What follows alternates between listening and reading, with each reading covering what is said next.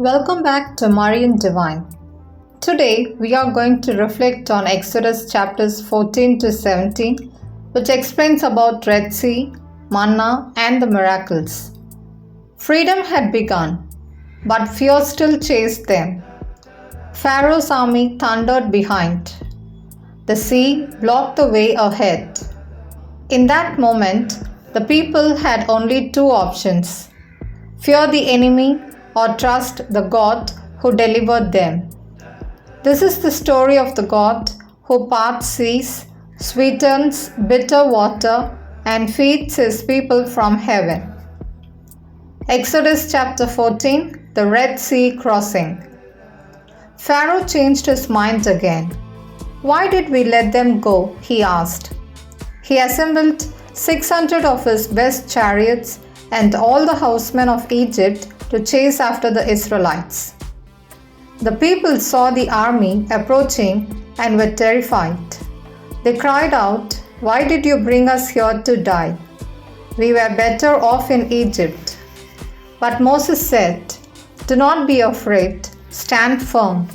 The Lord will fight for you." Then the Lord told Moses, "Raise your staff, stretch out your hand over the sea and divide it."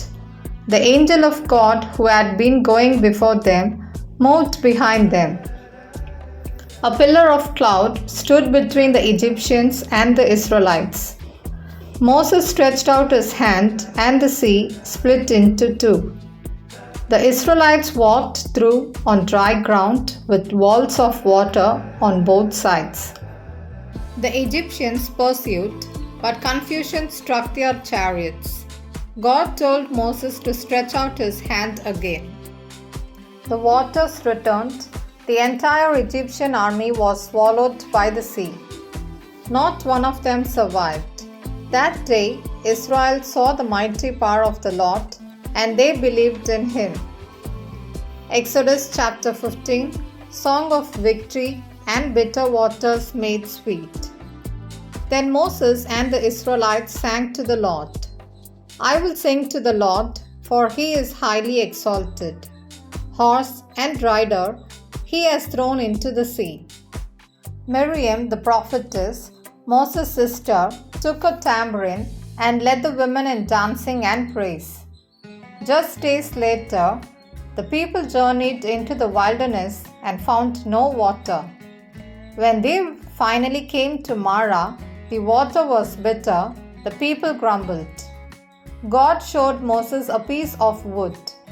He threw it into the water and it became sweet. There, the Lord made a promise. "If you listen to my voice and obey my commands, I will not bring upon you the diseases of Egypt. I am the Lord who heals you." Exodus chapter 16, Manna from heaven. In the desert of Sin, the Israelites again complained. "We had food in Egypt, but here we will die of hunger." God said to Moses, "I will rain down bread from heaven. Each day the people are to gather only when they need." In the morning, 5 flakes appeared in the ground. The people asked, "What is it?" Moses replied, "It is the bread the Lord has given you to eat." It was called manna, white like coriander seed and tasted like wafers made with honey. On the 6th day, they gathered double because the 7th day was the Sabbath, a day of rest. Some disobeyed and gathered too much. It rotted. Others tried to collect on the Sabbath but found nothing. The Lord said, "How long will you refuse to keep my commandments?"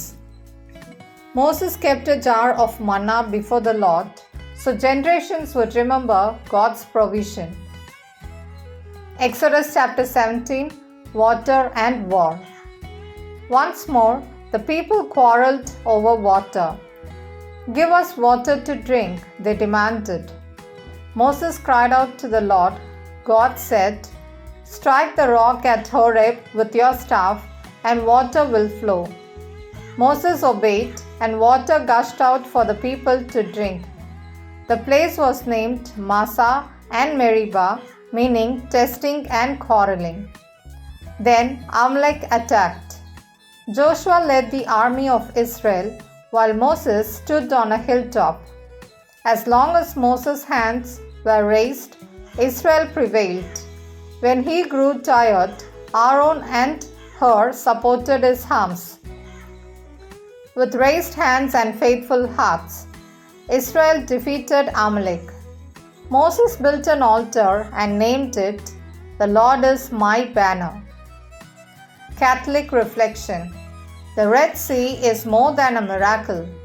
It is a symbol of baptism where God drowns our slavery to sin and leads us into new life.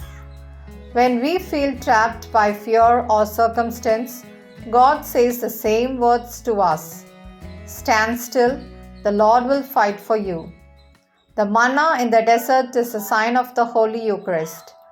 Jesus said, "I am the bread from heaven. Whoever eats this bread will live forever." God didn't just provide bread. He taught them to obey, to rest, and to trust. And the water from the rock, St. Paul says, that rock was Christ. He is the living water, the one who was struck so we could live. Finally, when Moses lifted his hands in prayer, victory came.